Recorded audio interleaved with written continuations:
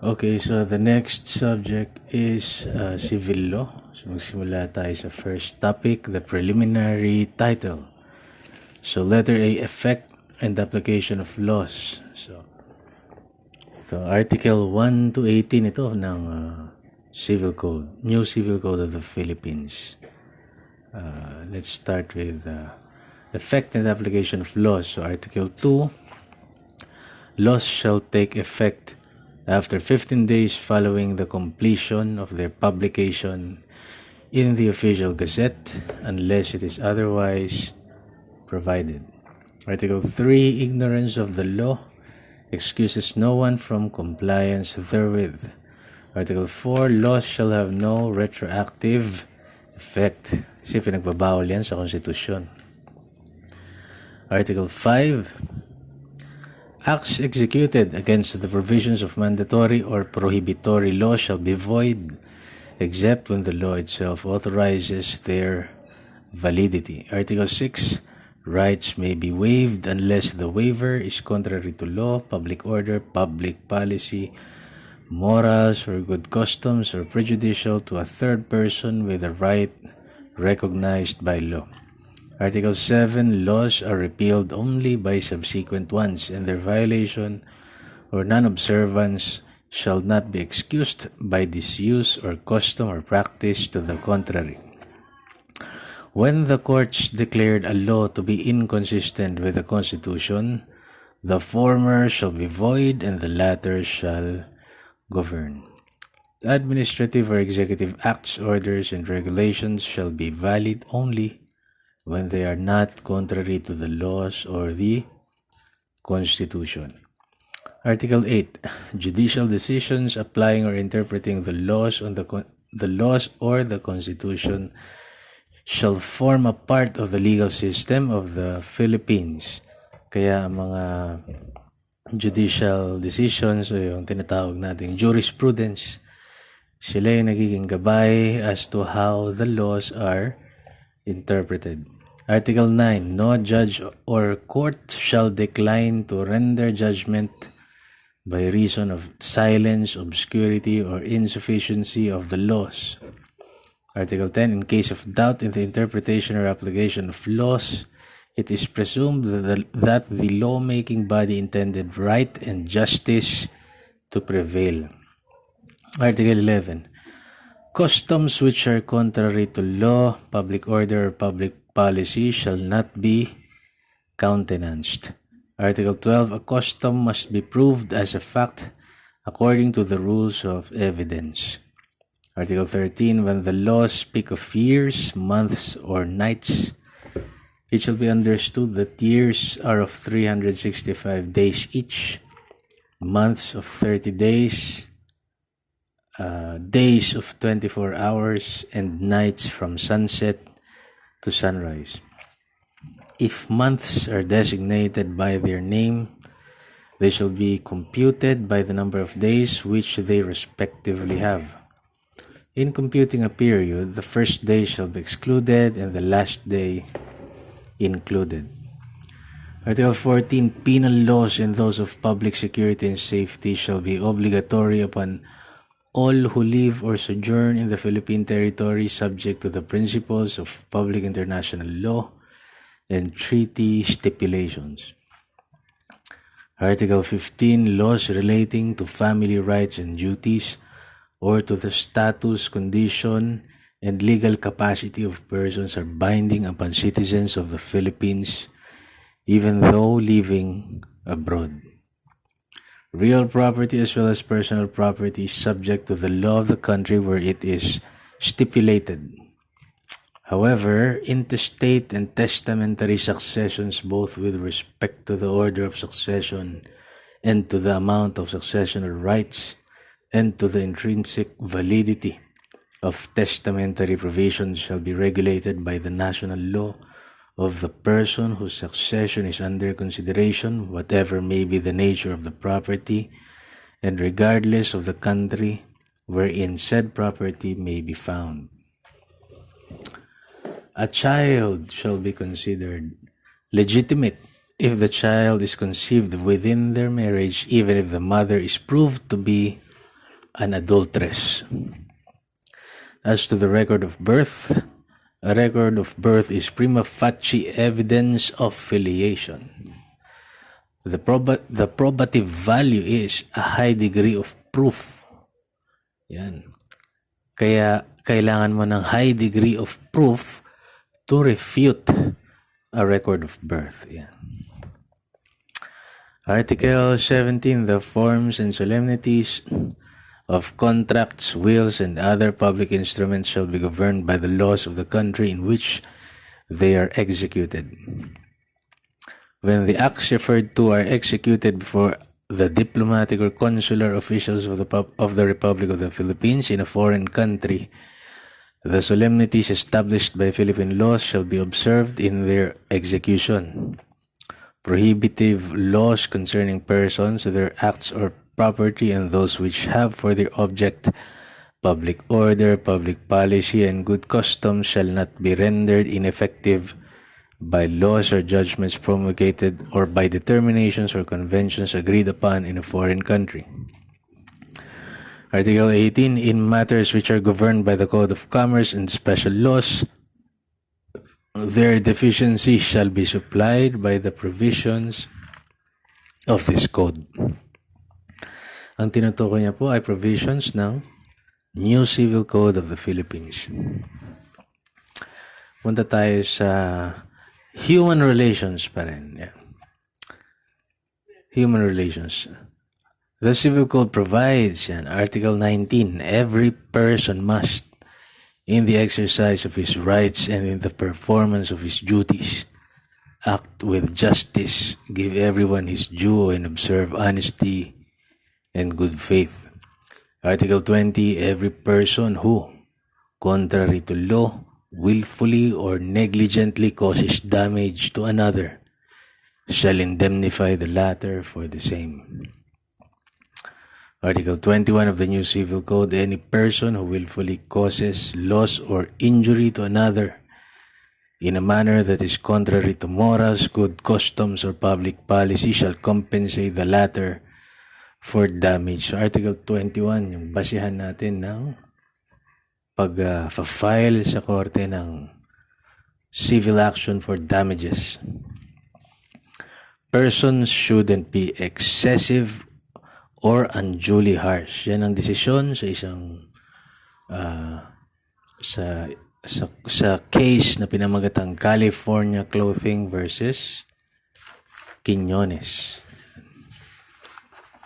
So magtungo tayo sa ikalawang topic natin. Ito ang persons and family relations. So letter A. Pag-usapan natin ang persons. As to civil personality, ito. Ang status means a legal or juridical position of the individual in the society. Under Article 37 New Civil Code, juridical capacity, which is the fitness to be the subject of legal relations, is inherent in every natural person and is lost only through death.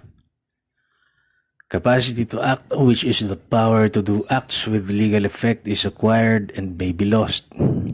It is acquired through reaching the age of majority. Article 40 of the New Civil Code, birth determines personality, but the conceived shall be considered born for all purposes that are favorable to it, provided it be born later with the conditions specified in the following article. But now, conception determines when personality commences according to PD 603. So, yung conception ang nagde-determine when personality commences. There are two types of person: natural person and juridical person. Natural person is a human being product of creation. A juridical person is an artificial being. It is abstract and the product of legal fiction. So under Article 44, the following are juridical persons. Number 1, the state and its political subdivisions. Number 2, other corporations, institutions, and entities for public interest or purpose created by law. Their personality begins as soon as they have been constituted according to the law. Number 3, corporations, partnerships, and associations for private interest or purpose to which the law grants a juridical personality, separate and distinct from that of each shareholder, partner, or member. So Article 45 Civil Code, the state and its political subdivisions at saka yung corporations, institutions, and entities for public interest or purpose, yung dalawang yan, are governed by the laws creating or recognizing them. Private corporations are regulated by laws of general application on the subject. Partnerships and associations for private interest are governed by provisions of this code concerning partnerships. Yan. Partnership kasi matatagpuan sa New Civil Code of the Philippines. Article 46, juridical persons. Ano naman yung mga yan? Juridical persons may acquire and possess property of all kinds as well as incur obligations and bring civil or criminal actions in conformity with the laws and regulations of their organization. They die through dissolution, and their property and their assets shall be disposed of in pursuance of law or charter creating them. Number 2 na topic natin under persons, yung use of surnames. Article 364, legitimate and legitimated children shall principally use the surname of the father. An adopted child shall bear the name of the adopter. A natural child, hindi. Ayan, ulitin natin Article 364, legitimate and legitimate children shall primarily use the surname of the father. Article 365, an adopted child shall bear the name of the adopter. Article 366, a natural child acknowledged by both parents shall principally use the surname of the father. If recognized by only one of the parents, a natural child shall employ the surname of the recognizing parent. Article 367, natural children by legal fiction shall principally employ the surname of the father. Article 368, illegitimate children referred to in Article 287 shall bear the surname of the mother. Article 369, children conceived before the decree annulling avoidable marriage shall principally use the surname of the father. Yung mga batang conceived bago magkaroon ng decree annulling avoidable marriage shall principally use the surname of the father. Article 370, a married woman may use, number 1, her maiden first name and surname and add her husband's surname, or number 2, her maiden first name and her husband's surname, or number 3, her husband's full name but prefixing a word indicating that she is his wife, such as Mrs. Article 371, in case of annulment of marriage and the wife is the guilty party. Yeah. The wife is the guilty party, she shall resume her maiden name and surname. If she is the innocent spouse, she may resume her maiden name and surname. However, she may choose to continue employing her former husband's surname unless, number 1, the court decrees otherwise, or number 2, she or the former husband is married again to another person. Article 372, when legal separation has been granted, the wife shall continue using her name and surname employed before the legal separation. Article 373, a widow may use the deceased husband's surname as though he were still living in accordance with Article 370. Article 374, in case of identity of names and surnames, the younger person shall be obliged to use such additional name or surname as will avoid confusion. Article 375, in case of identity of names and surnames between ascendants and descendants, the word junior can be used only by a son. Grandsons and other direct male descendants shall either, number 1, add a middle name or the mother's name, or number 2, add the Roman numerals 2, 3, and so on. Article 376, no person can change his name or surname without juridical authority. Article 377, usurpation of a name and surname may be the subject of an action for damages and other relief. Article 378, the unauthorized or unlawful use of another person's surname gives right of action to the latter. Article 379, the employment of pen names or stage names is permitted provided it is done in good faith and there is no injury to third persons, period. Pen names and stage names cannot be usurped. Article 380, except as provided in the preceding article, no person shall use different names and surnames. The legal interest rate, naisingit dito, 6% legal interest rate is applicable only in loans and forbearance of money, goods, or credits, and in judgment when there is no stipulation on the applicable interest rate. It does not apply to judgments that have become final and executory before the effectivity of the circular on July 1, 2013. When there is a law that stages a different interest rate, hindi rin siya applicable. Legal interest rate of 6%. Okay.